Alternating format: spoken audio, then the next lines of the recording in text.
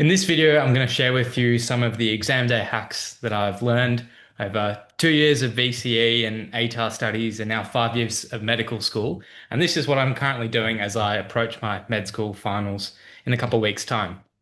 And so I'm hoping from this you'll be able to gather a couple of tricks that will be able to be implemented in the exams that you're going to be facing soon at the end of the year. That will hopefully elevate your score without any extra work. So I'll split this up into three parts. This is all focusing on the cramming phase, and the actual process of learning itself I've covered in other videos. But 6 weeks before the exam is when I generally will pick up my practice.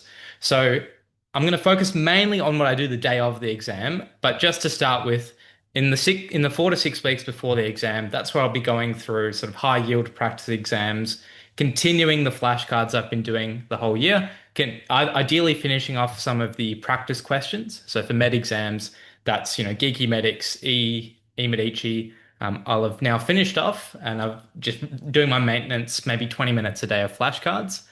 And the revision lectures for the year is one of the sort of more low yield resources in my opinion. So I'll just generally click through the slides.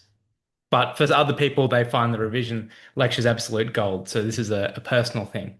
One thing that I think is important to discuss is the medium with which, like the mediums over which you're studying. So if you think about lectures, they can be audio only, or they can be audio plus video. If you think about, practice questions and flashcards, they're generally visual, unless you've got some fancy software that reads out your flashcards to you. And so what I would generally try and break down is like there's just generally lots of like lectures, or whether they be revision lectures or summary lectures that are given before exams. But these are sort of passive, and if they're audio based, then I will generally find some ways of listening to them on the side, unless they're like a small amount. Because like for the exams this year, there's like 10 hours worth of audio at least that is relevant. But if I can knock that out, in the car on a run, doing some gym work, you can sort of get the passive audio. I find that's more of a low yield, or perhaps a better way rather than low yield is it doesn't require that much active attention. Audio and video is a step up. So if there's a lecture, but they have diagrams or practice questions embedded, where audio alone doesn't really capture it, then maybe, if you're doing like some exercises or something and you can see a screen, so you're on the treadmill or something, then audio and visual are sort of there. But I try with my actual, personal study time, we'll spend that on active things. And so for me, that's the practice questions and the flashcards. And I'll try and get the sort of audio and video based things, which are more passive, done on the side. So I think the overall takeaway from that is think about the medium, which is the resource you're using, and whether that's passive or active. And I think passive things try and get done on the side. Active things try and use your good study time for.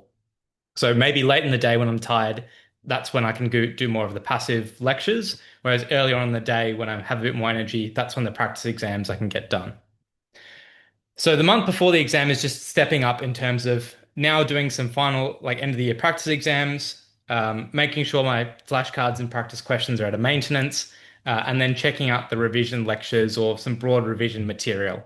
I like 4 to 6 weeks out from the exam just to come up with a document of all the resources I have and what I want to get done before the end of the exam, and then have like a planner and spread the existing resources over those 4 to 6 weeks and just check it off. 1 week before the exam, I'll generally sort of do my flashcards such that I will try and redo all my flashcards in the 1 to 2 weeks before the exam. So what that looks like, if I'm on Anki, and essentially I would try and like set the timing so that all the cards will appear in those 2 weeks. Practically what happens is sometimes when you've got a card right a few times, you'll end up doing every 3 months or every 4 months. And so I just adjust that such that it's at that right time. Or if it's too long with a week left, anything that's way outside past my exam date, I'll just reset it and then it'll be a bit more anky in that week before the exam. The most important exams, so the most recent up-to-date exams, I'll try and do around a week before the exam. And then the day before, I will generally have a bit of a half day, a lighter day, and then nothing on the day of the exam in terms of study. So it's a bit weird, but on the day of the exam, my hobbies include, cleaning, like vacuuming the house, doing my room, just some admin things. I try not to do any sort of work, so it's generally like playing the guitar, cleaning, and being a bit bored for the day of the exam. But also the day before, I will have an earlier day just to rest and make sure I'm switched on for that day of the exam. So, takeaway from that is the week before the exam, you want to just make sure that everything is in your short-term memory as well as your long-term memory. You want to get your highest yield resources done, but you also don't want to burn yourself out such that your performance suffers on exam day. Finally, the day of the exam, and I think this is the real money of the video. What I generally do is med exams are quite long, like it's 3 hours, and high school exams, 2, 3 hours. I can't switch on for that amount of period of time. So I think that first 60 to 90 minutes is really when I want to try and like finish the exam. Now, how I do that is anything that I'm sort of 50-50 on or like a bit confused on, I will like flag and then skip because I want to get through all the questions before my brain power starts to like fade off. So practically, if there's 100 questions, let's say on a really good day, I feel reasonably confident with 80 of them. And there's 20 which are like absolute mind-numbingly 50-50s and I'm stuck on.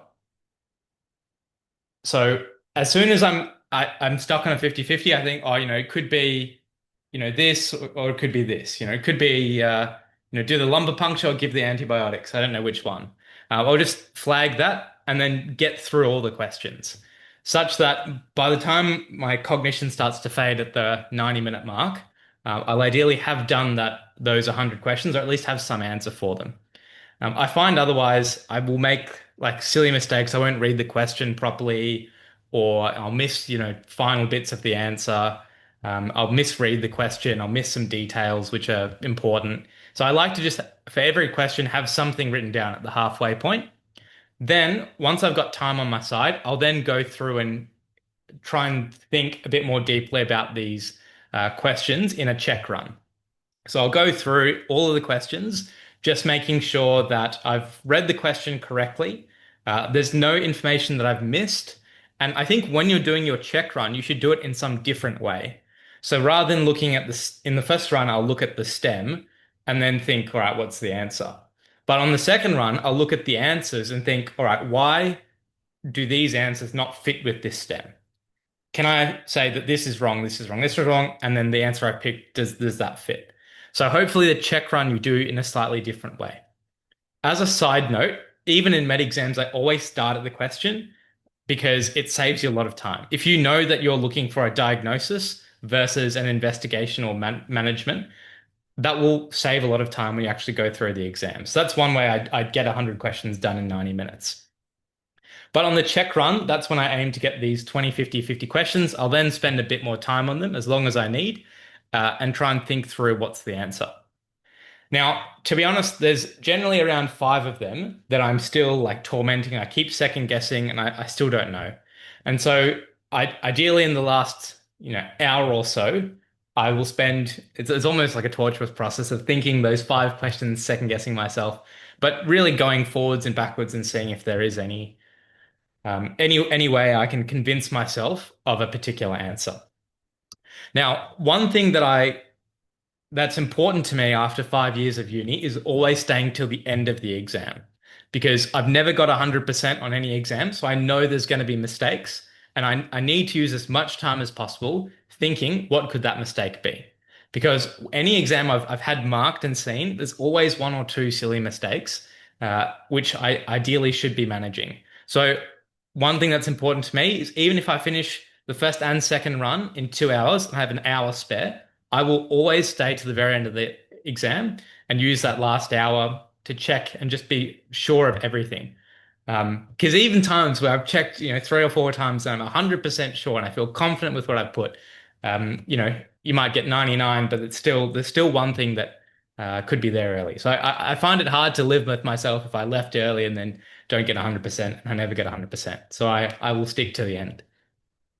So for those of you who are stuck to the end of this video, I think the most important things that I can say regarding exam technique is you want things in your short-term memory as well as your long-term memory in terms of your preparation to give yourself a bit of rest the day before and the day of the exam, just to make sure your cognition is as sharp as it can be.